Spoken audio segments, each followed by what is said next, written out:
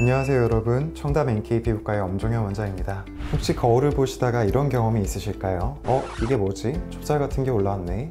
이 오돌도돌한 게 점인가? 여드름인가? 오늘은 많은 분들이 헷갈려 하시는 피부 요철들에 대해서 완벽하게 정리해 드리겠습니다. 먼저 피부 요철이 왜 생기는지부터 알아보도록 하겠습니다. 피부 요철은 크게 4가지 원인으로 나눌 수가 있습니다. 첫 번째로는 바이러스 감염입니다. 편평사마귀가 대표적인 예인데요. 익류두종 바이러스, 즉 HPV가 피부에 감염되면서 생깁니다. 두 번째로 피지선 문제입니다. 피지증식증이나 비립종처럼 피지선이 과도하게 증식하거나 각질이 모공을 막으면서 발생합니다. 세 번째로는 땀샘 이상입니다. 한관종은 땀을 배출하는 관이 막히거나 증식하면서 나타나는 겁니다. 네 번째로 노화와 자외선입니다. 나이가 들면서 피부 재생 능력이 떨어지고 장기간 자외선에 노출되면 다양한 요철들이 생길 수가 있습니다. 이제 가장 중요한 부분인 구별법과 치료법에 대해서 자세히 알아보도록 하겠습니다. 편평사마귀부터 한번 살펴보도록 하겠습니다. 이름에서 알 수 있듯이 편평하게 올라온 사마귀입니다.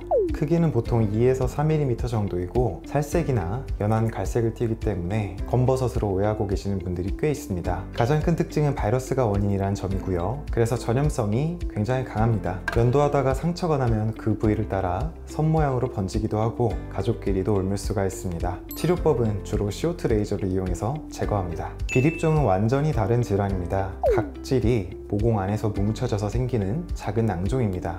하얀색이나 노란색 빛을 띠고 크기는 1~2mm 정도로 아주 작습니다. 주로 눈 주위, 눈꺼풀이나 광대 쪽에 많이 생기는 편입니다. 바이러스가 원인이 아니라서 전염성은 없습니다. 치료는 비교적 간단합니다. 바늘로 표면에 작은 구멍을 낸 후에 면포 압출기로 내용물을 짜내는 방식으로 간단하게 제거할 수 있습니다. 보다 깊거나 정교한 치료가 필요한 경우에는 CO2 레이저를 사용하기도 합니다. 피지증식증은 주로 40대 이후에 나타나는 질환입니다. 피지선이 비정상적으로 증식하면서 생기는데요. 크기는 2에서 6mm 정도로 앞서 말씀드린 요철두보다 조금 큰 편이고 노란색이나 핑크색 또는 크림색을 띠는 경우가 많습니다. 가장 특징적인 건 가운데가 배꼽처럼 들어가 있다는 점입니다. 치료로는 CO2 레이저가 가장 효과적입니다. 피지선 덩어리를 뿌리까지 완전히 제거해야지 재발을 막을 수 있기 때문입니다. 시크릿이라고 하는 고주파 치료도 효과적인데 이 방법은 바늘을 삽입해서 피지선만을 선택적으로 찢어서 파괴하는 방식입니다. 또 CO2 레이저를 한 후에 피지선에만 선택적으로 반응해서 피지선을 태우는 카프리 레이저를 함께 사용해서 재발 가능성을 크게 줄일 수가 있습니다.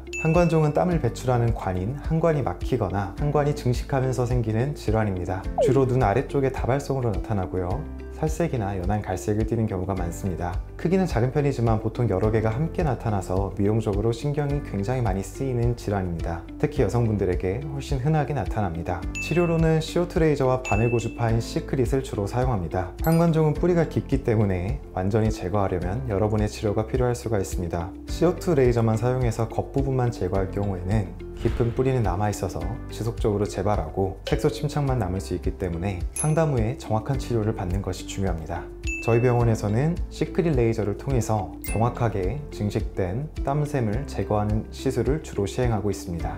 이제 환자분들이 가장 궁금해하시는 질문들에 대해서 한번 정리해 보도록 하겠습니다. 자, 첫 번째 질문. 이런 요철들이 저절로 없어질 수는 없나요? 편평사마귀의 경우에는 면역력이 좋아지면 자연 소실되는 경우도 있습니다. 하지만 시간이 오래 걸리고 그 사이에 다른 부위나 함께 생활하는 가족들에게 번질 위험이 있습니다. 비립종이나 피지증식증, 한관종은 자연 치유가 사실상 불가능합니다. 오히려 시간이 지날수록 크기가 커지거나 개수가 늘어날 수가 있기 때문에 조기에 치료하는 것이 중요합니다. 두 번째로 많이 묻는 질문. 치료 후 재발 가능성은 어느 정도인가요? 편평사마귀는 바이러스가 원인이라서 재발률이 상대적으로 높은 편입니다. 약 20에서 30% 정도는 재발할 수가 있습니다. 비립종과 한관종도 체질적인 요인이 있기 때문에 새로운 병변이 계속해서 생길 수가 있습니다. 따라서 시술 후에 한두 달 뒤에 다시 병원에 방문해서 재발 여부를 확인하고 재발 병변에 대한 초기 제거가 필수적입니다.